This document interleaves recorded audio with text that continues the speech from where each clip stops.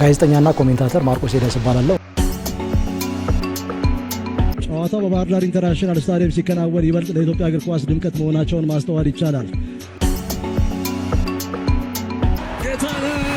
ሳተው በድጋሚ ጎል!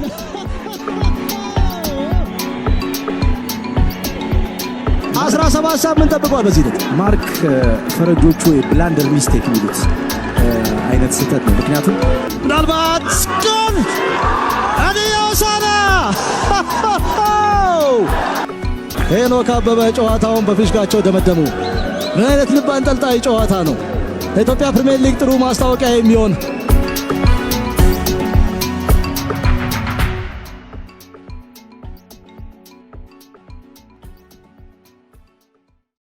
ተወልጄ ያደግኩት አዲስ አበባ ሲሆን ልዩ ስሙ ፒያሳ የሚባል ቦታ ነው ተወልጄ ያደግኩት። ያው የቅጽል ስም ያወጡልኝ የሰፈር ልጆች ናቸው። በወቅቱ ያው ስሞችን ለመቆላመጥ ፋሽን የነበረበት ሰዓት ነው። ለምሳሌ ደሚቴ የሚባል የሰፈራችን ልጅ፣ ደምሳሽ የሚባል የሰፈራችን ልጅ ደሚቴ ብለው ይጠሩት ነበረ። ጥቤሶ ጥበቡ የሚባለውን ጥቤሶ እያሉ የኔንም ያው እድሉ በዴክሶ ለማለት በድሉ የሚባልም የሰፈራችን ልጅ ስለነበረ በዛ ምክንያት ያው በዴክሶ ብለው እንደ ለማቆላመጥ ያወጡልኝ ስም ነው። ያው የእግር ኳስ የፕሮፌሽናል ህይወቴ የጀመረው መብራት ኃይል ሲ ቡድን ውስጥ ነው። በሰፈር ግን በአቅራቢያችን በጣም በቅርበት የነበረ አዲስ ባንክ የሚባል ሜዳ አሁን የአድዋ ፕሮጀክት የተሰራበት እዛ ያው እንደውም እናቴ ስትፈልገኝ በአብዛኛው እዛ አካባቢ ነበረ የምትመጣው። እንዲሁም ለሰፈር ልጆች የምታስጠራኝ እዛ ሜዳ ስለነበረ ያው ኳስ የጀመርኩበትን ጊዜ በዚህ ጊዜ ነው ብዬ አላውቀውም። ለምን በልጅነቴ ያው ኳስ ሜዳ ላይ ሰፈራችን ኳስ ሜዳ ስለነበረ ቅርብ ስለነበረ ወደ ኳስ ለማዘንበር እድል ፈጥሮልኛል ሜዳ መኖሩና እንዲሁም በሰፈራችን ብዙ ታዳጊዎችና ብዙ ማህበረሰብ ይኖር ስለነበረ ለመጫወት ከፍተኛ እድል ሰጥቶኛል። ግን በዚህ ጊዜ ማለት አልችልም። ክለብ መጀመሪያ የገባሁት መብራት ኃይል ሲሆን በወቅቱ ማስተር ቴክኒሻል አጎስ ደስታ ዋናው ቲም አሰልጣኝ ነበረ። በገባሁበት አመት ነበረ ወደ ዋናው ቲም ያደግኩት። በዛው አመት ግን ወደ ሲ መብራት ኃይል እንድገባ ድሉን የሰጠኝ በሰፈር ሲጫወት ያየኝ አሰልጣኝ ክፍሌ ቦልተና ነበረ። ያው ለመጀመሪያ ጊዜ ክለብ የገባሁት መብራት ኃይል ሲ ሲሆን 1990 ነበር የገባሁት። ከዛ በኋላ ታክሲ ማህበር የሚባል ክለብ ነበረ መብራት ኃይል ወጥቼ እዛ ገባሁ።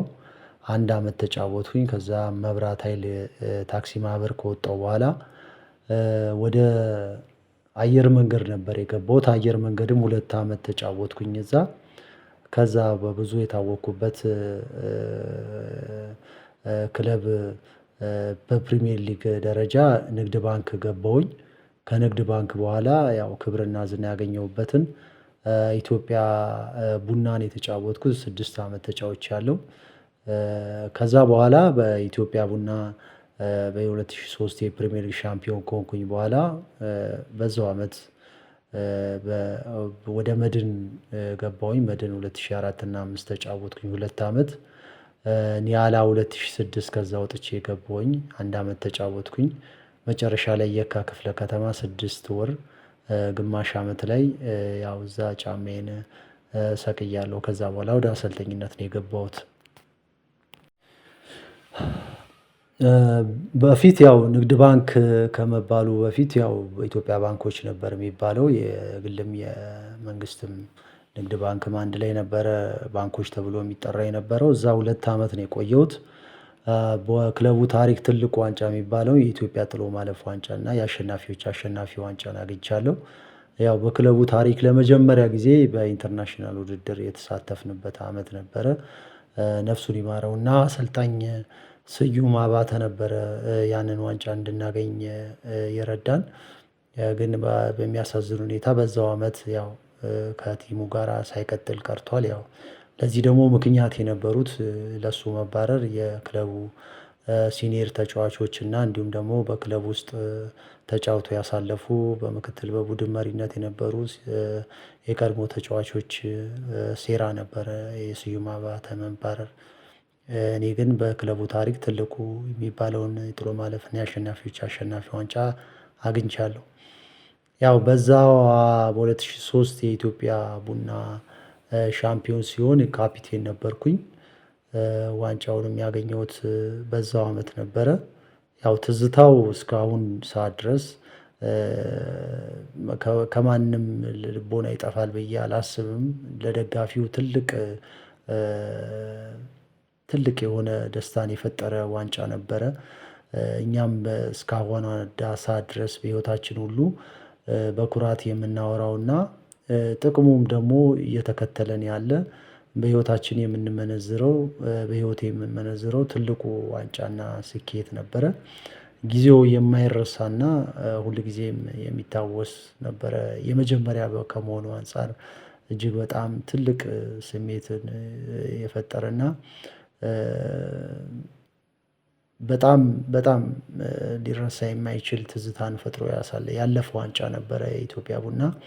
ያው በዛው አመት ደግሞ እኔ የ2003 ዓመተ ምህረት ዋንጫ ስንበላ ከአዲስ አበባ ዩኒቨርሲቲ በማኔጅመንት የመጀመሪያ ዲግሪን ያገኘሁበት ወቅት ነበረ። ዋንጫ ከበላም በኋላ በዛኑ ምሽት ያው የመዝናናቱ ነገር ነበረ። በተለይ ኢንተርኮንቲኔንታል ሆቴል ሌሊቱን ሙሉ ያው ተጫዋቾችም ደጋፊዎችም አንድ ላይ ዘና ያሉበት ወቅት ነበረ። ለኔ ግን ያ ወቅት መመረቂያ ጽሁፌን በዛኑ ምሽት ወደ ካምፕ ሄጄ ጠዋት የማስረክበውን የመመረቂያ ጽሁፍ ማዘጋጅበት ወቅት ስለነበረ የአጋጣሚ ይገርመኛል። ያው እዚህ ጋራ መደሰት በሚገባኝ ሰዓት ላይ ነገር ግን ወደ ሌላ እንትን መግባቴን ይገርመኛል ያንን ነገር ሳስበው። ኢትዮጵያ ቡና መጫወት እንዲሁም ደግሞ ካፒቴን መሆን እጅግ በጣም ኃላፊነቱን ድርብርብ ያደርገዋል። ካፒቴንነት በኢትዮጵያ ኮንቴክስት ብዙ ነገሮች አሉት አድቫንቴጅም አለው ትልቅ አድቫንቴጅ አለው። እስከዛሬ ድረስ ከእግር ኳስ ውጪ በላይፍ ስኪል ወይም በላይፍ ኤክስፒሪያንስ ብዙ የጠቀመኝ ኃላፊነቶችን እንድሸከም ያደረጉኝ አጋጣሚዎችን የፈጠረልኝ የኢትዮጵያ ቡና አምበል መሆን እና በሌሎች በኢትዮጵያ በናሽናል ቲም አምበል የመሆን እድሎችን ስላገኘው ያ በላይፍ ስኪል ላይ በጣም ትልቅ አስተዋጽኦ አድርጓል። ኢትዮጵያ ቡና ግን ለየት የሚያደርገው ትልቅ ክብ በመሆኑ ውጤት የሚፈለግበት ብዙ ደጋፊ ያለው እና እንዲሁም ትልቅ ተጫዋቾች የሚገቡበት ክለብ በመሆኑ አምበል መሆን ኃላፊነቱን ከባድ ያደርገዋል ብዬ አስባለሁ። ለኔ ግን በጣም ጠቅሞኛል። በአሰልጣኝነትም ህይወቴ ላሉ አሰልጣኝነት በተለይ ብዙ ነገሮችን ልታይበት የምትችልበት እድልን አምበል ስትሆን የሚሰጥ የራሱ የሆነ የኮች የሜዳ ውስጥ አሰልጣኝ ያደርጋል። ከዛ አንፃር ለአሰልጣኝነት ህይወቴም ትልቅ እገዛ አድርጎልኛል። ያው አብዛኛውን ኢትዮጵያ ቡና እና ሌሎች ክለቦች መጫወት ልዩነቱ በወቅቱ እኛ በምንጫወትበት ጊዜ በተለይም ደግሞ አዲስ አበባ ስቴዲየም ብዙ ተመልካች የሚገባው በኢትዮጵያ ቡና ወይም ቅዱስ ጊዮርጊስ በሚጫወቱበት ያው ሁለቱ ክለቦች ትልልቅ ደጋፊዎች ብዙ ደጋፊዎች ስላላቸው ተጫዋቾች አዲስ አበባ ስቴዲየም አጋጣሚዎች ህዝብ በበዛበት ደጋፊ በበዛበት የመታያ ጊዜያቸው ራሳቸውን የማሳወቂያ ጊዜ ስለሆነ በጣም ራሳቸውን አዘጋጅተው ይመጣሉ። ናሽናል ቲም ለመመረጥ አጋጣሚዎች ይፈጥራል። ስለዚህ እያንዳንዱ ጨዋታችን የኛ የዋንጫ ጨዋታ ስለነበረ ከሌላው ቲም ከመጫወት በላይ ኢትዮጵያ ቡና መጫወት በጣም ከባድ የሚያደርገው ይሄ ነው። እያንዳንዱ ጨዋታ ሌላው ቲም ተዘጋጅቶ ራሱን ለማሳወቅ ናሽናል ቲም ለመመረጥ ሌላ ክለብ ትልቅ ክለብ ለመግባት በተለይም እነዚህ ክለቦች ላይ ለመግባት ቅዱስ ጊዮርጊስ ለመግባት ኢትዮጵያ ቡና ለመግባት በጣም ያው በሌላ ጨዋታ ሌሎች ክለቦች ደጋፊ ስላልነበራቸው ገብቶ የማየት ወይም በብዙ ደጋፊ የመታየት እድሉ ዝቅተኛ ስለነበረ በኢትዮጵያ ቡና መጫወት ከሌሎች ክለቦች ለየት የሚያደርገው ይሄ ነው። እንትኑ ሁሌ ጨዋታው ለዋንጫ ጨዋታ ነው። በኢትዮጵያ ብሔራዊ ቡድን ለመጀመሪያ ጊዜ ነፍሱን ይማረውና የጠራኝ አስራት ኃይሌ ነበረ። ከዛ በኋላ ግን ለመጫወትና መጀመሪያ ፈርስት ስታርት ሆኜ መጫወት የጀመርኩት በወጣት ቡድን ስዩም አባተ ዛንዚባር ላይ በተጫወትንበት ጊዜ ምስራቅና መካከለኛው አፍሪካ ዋንጫ ላይ አራተኛ የወጣንበት ውድድር ላይ ነው። ከዛ በኋላ ኦሎምፒክ ቲም ተጫውቻለሁ፣ አምበልም ሆኛለሁ። ከዛ በኋላ እንደገና ወጣት ቡድን በሌላ አጋጣሚ ተጫውቻለሁ፣ ካፒቴንም ነበርኩኝ። ናሽናል ቲም ደግሞ ከ1995 ጀምሮ እስከ 2000 ድረስ ተጫውቻለሁ። ምስራቅና መካከለኛው አፍሪካ ዋንጫ ሩዋንዳ ላይ ለሁለተኛ ጊዜ ዋንጫ ስናነሳ የዛን ጊዜ የቡድኑ አባል ነበርኩኝ። ትልልቅ ተጫዋቾች የነበሩበት ስብስብ ነበረ። ናሽናል ቲም ረጅም ጊዜ አገሬን አገልግያለሁ ማለት እችላለሁ። ያው ከሜዳ ውስጥ ያው ጠንክሮ መስራት፣ እረፍት ማድረግ፣ የሚገባውን ምግብ መመገብ እና ራስን መጠበቅ፣ ሁልጊዜ ሩቲን ነገሮችን መስራት በጣም አስፈላጊ ነው ሜዳ ውስጥ። ከሜዳ ውጪ ደግሞ ያው ዝና ሲመጣ ታዳጊዎች በተለይም ደግሞ ወጣቶች በጣም በአጭር ጊዜ ታይቶ የሚጠፉበት አጋጣሚዎች ይፈጠራል። የተለያዩ ሰዎች ወደ አንተ ህይወት ውስጥ ይመጣሉ። እነዛ ሰዎች አውቀውም ይሁን ሳያውቁት አንተን ወደ አልሆነው መንገድ ከደስታ አንፃር እንጋብዝ ወይም ደግሞ ሌሎች እንገናኝ ነገሮች ይመጣሉ እና ጊዜህን እዛ ላይ እያተኮርክ ሜዳ ላይ ያለ ፐርፎርማንስ ሊቀንስ ስለሚችል እንዲሁም በአጭር ጊዜ ታይተህ ልጠፋ ስለምትችል በእነዚህ ጊዜያቶች መጠቀቅና ራስን መጠበቅ፣ ራስን መደበቅ በጣም አስፈላጊ ነው ብዬ አስባለሁ ረጅም ጊዜ ለመጫወት። በዚህ ደግሞ በጣም ለስኬት መጓጓት ያስፈልጋል እና አንዱ ስኬት ሲመጣ ወደ ሌላ ስኬት ለመሄድ ራስን ማዘጋጀት ይጠይቃል ብዬ አስባለሁ ረጅም ዓመት ለመጫወት። ያው አሰልጣኝ ለመሆን የፈጠረብኝ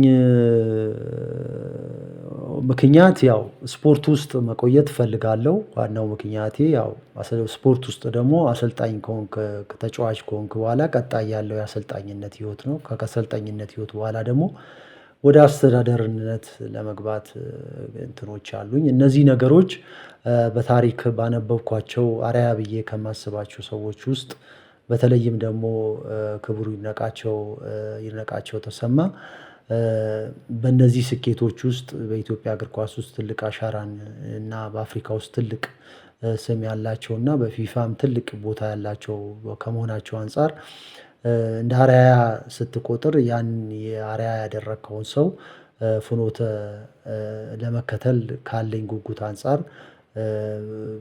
አንዱ ደግሞ አሰልጣኝነት ስለሆነ በዛ ነገር ራሴን አዘጋጅቼ ለመግባት እድል ፈጥሮልኛል። እነዚህ ሰዎች ካላቸው ታሪክ ከመነሳት እና እነሱን ለመከተል ካለኝ ጉጉት የተነሳ ነው ወደ አሰልጣኝነት የገባሁት። ያው በትዳር ህይወት ውስጥ 17 ዓመት ቆይቻለሁ። ያው እግዚአብሔር የተመሰገነ ይሁን። እግዚአብሔር በአራት ልጆች ያው ባርኮኛል። 4 ልጆች አሉኝ። ያው በኢትዮጵያ ብሔራዊ ቡድን ውስጥ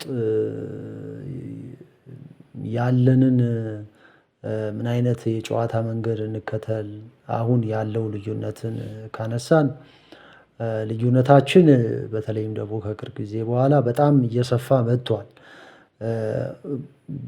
በጣም ሰፊ የሆነ ልዩነት በሁሉም የእግር ኳስ ኮምፖነንቶች እየተፈጠረ ነው ያለው እና በብሔራዊ ቡድን ደረጃ የቴክኒክ ጋፖች አሉ። የታክቲክ አረዳዶች ሰፊ የሆነ የአረዳድ ልዩነቶች አሉ። እንዲሁም የፊዚካል ፊትነስ ልዩነቶች አሉ። እንዲሁም ደግሞ የሳይኮሎጂ በተለይም የስነ አእምሮ ሜንታል ታፍነስ የሚሉትን ነገር ራስን የአሸናፊነት ስሜትን የመፍጠር ነገር እንዲሁም ደግሞ በጣም ከብዙ ጊዜ በኋላ እጅግ በጣም እንደ ማህበረሰብ እየቀነሰ የመጣው የሴንስ ኦፍ ናሽናሊዝም ወይም ደግሞ የሀገር ፍቅር ስሜት እየቀነሰ መምጣት ለሀገር ማሊያ ክብር መጫወት ለሀገር መስዋዕት በአባቶቻችን የነበሩት ነገሮች እየቀነሱ መምጣታቸው ትልቅ የሆነ ጋፕ ፈጥሯል ብዬ አስባለሁ።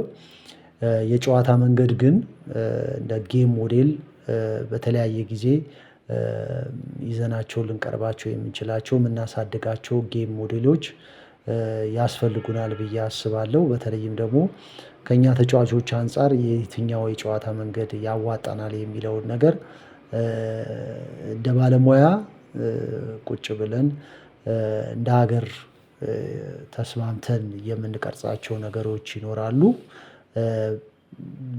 ጀነራሊ ግን የራሳችን የሆነ የምንከተለው የጌም ሞዴል ሊኖረን ይገባል ብዬ አስባለሁ። ያ ደግሞ በየክለቡ መጀመር አለበት እና ኢንዲቪጁዋሊ አሰልጣኞች የራሳችን የጨዋታ መንገድ ነው ብሎ የሚያስቡት ነገር ይኖራል ብዬ አስባለሁ። በግል አሰልጣኞች የራሳቸው የሆነ ነገር ሊኖራቸው ይችላል።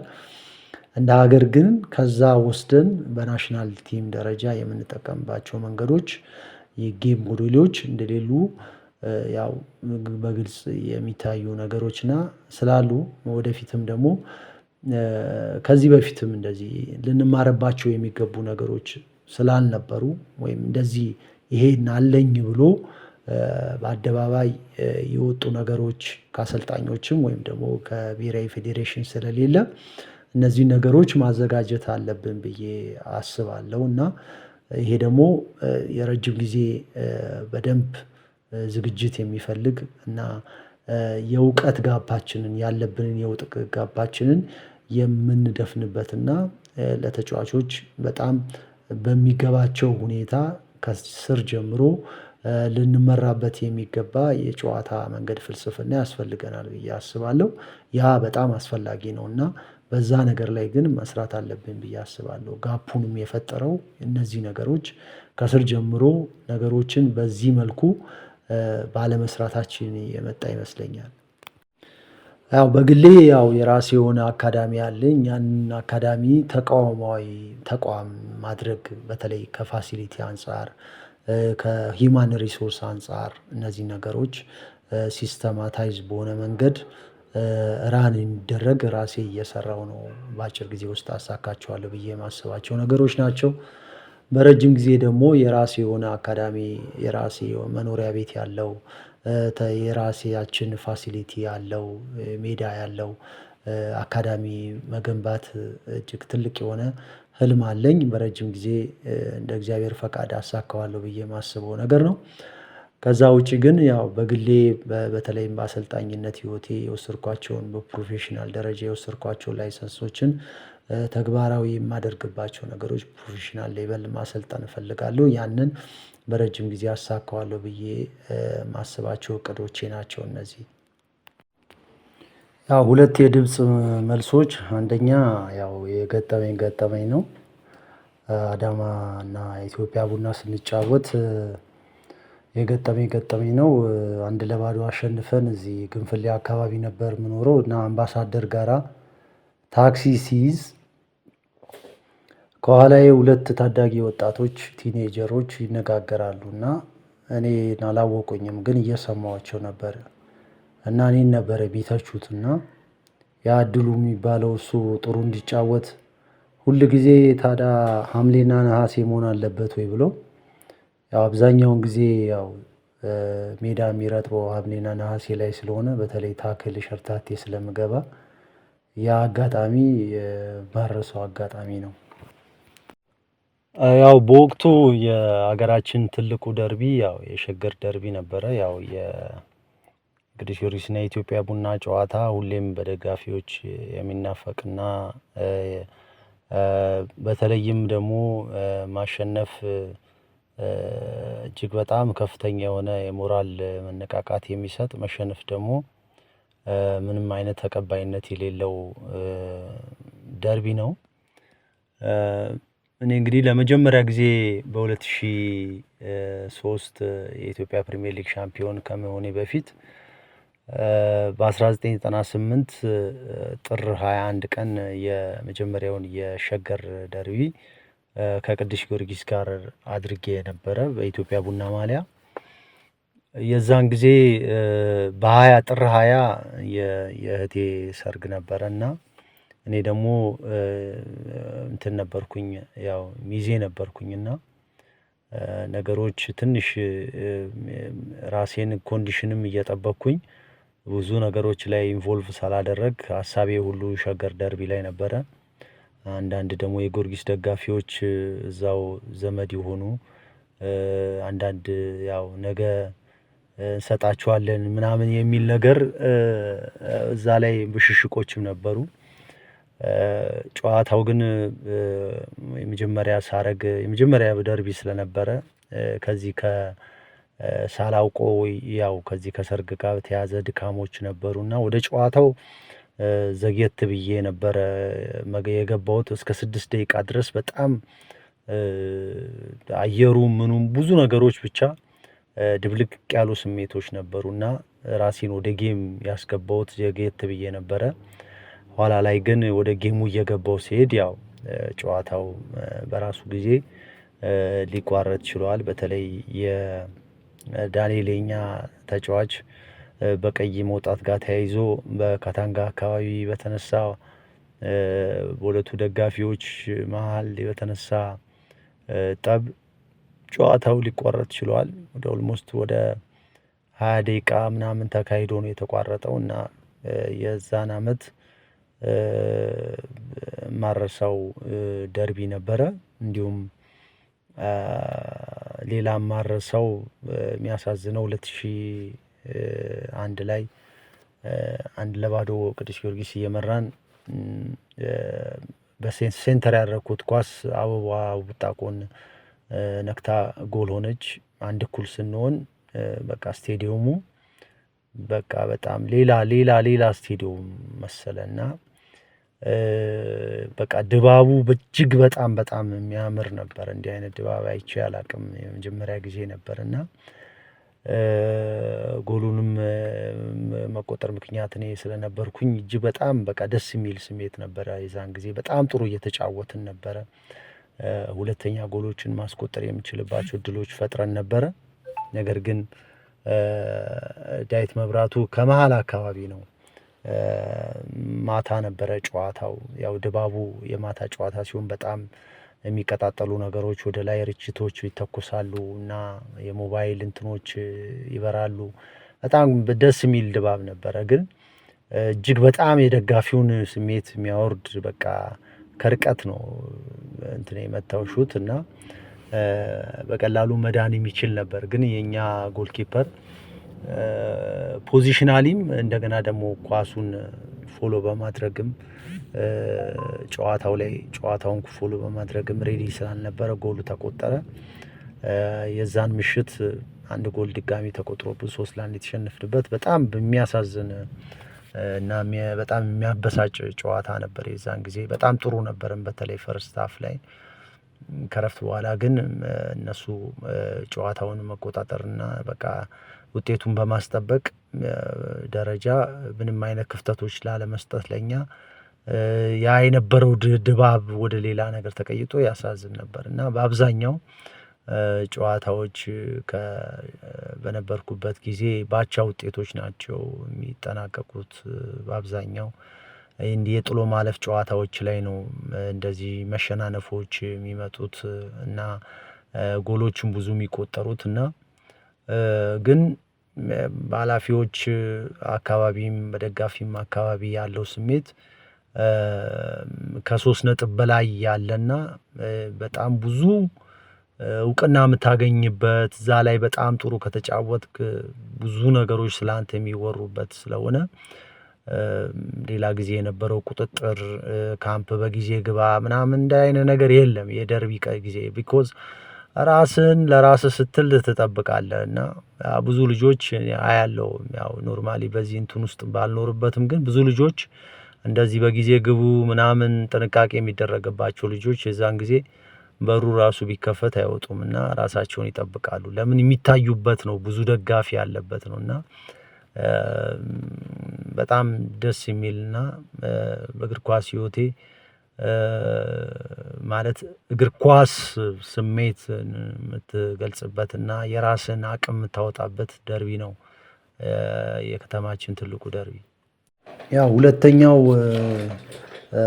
ድሪም ቲም ያው አንደኛ ጎልኪፐር በለጠ ወዳጆ፣ ያው ሁለተኛ ሊረዲ፣ ራይት ባክ አንዋር ሲራጅ፣ አንዳርጋቸው ሰለሞን ሁለተኛ፣ ሴንተር ባክ ኩኩሻ ደምሴ፣ ሲሳይ ደምሴ ሁለተኛ፣ ሴንተር ባክ ሌፍት ሳይድ ደጉ ደበበ እና ሳሚ ፍሌክስ ሁለተኛ፣ ሌፍት ባክ ሀብታሙ ቦጋለ ፋዲጋ፣ አበባው ቡጣቆ ሁለተኛ፣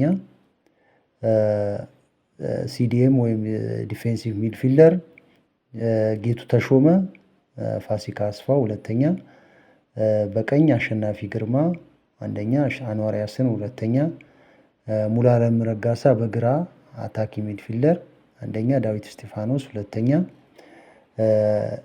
ራይት ዊንገር ምን ያህል ተሾመ አንደኛ፣ አፈወርቅ ኪሮስ ሁለተኛ፣ ሴንተር ፎርዋርድ አንደኛ ዮርዳኖስ አባይ ሁለተኛ፣ ታፈሰ ተስፋዬ፣ ሌፍት ዊንገር ሰብስቤ ሸገሬ አንደኛ፣ ኤልያስ ቸዋር ሁለተኛ። ጋዜጠኛና ኮሜንታተር ማርቆስ ኤደስ እባላለሁ።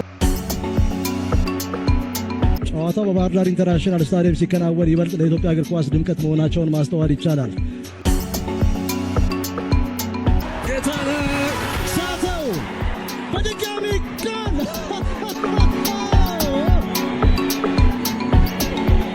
17 ሳምንት ጠብቋል። በዚህ ልክ ማርክ ፈረጆቹ የብላንደር ሚስቴክ የሚሉት አይነት ስህተት ነው። ምክንያቱም ምናልባት ጎል አዲዮሳና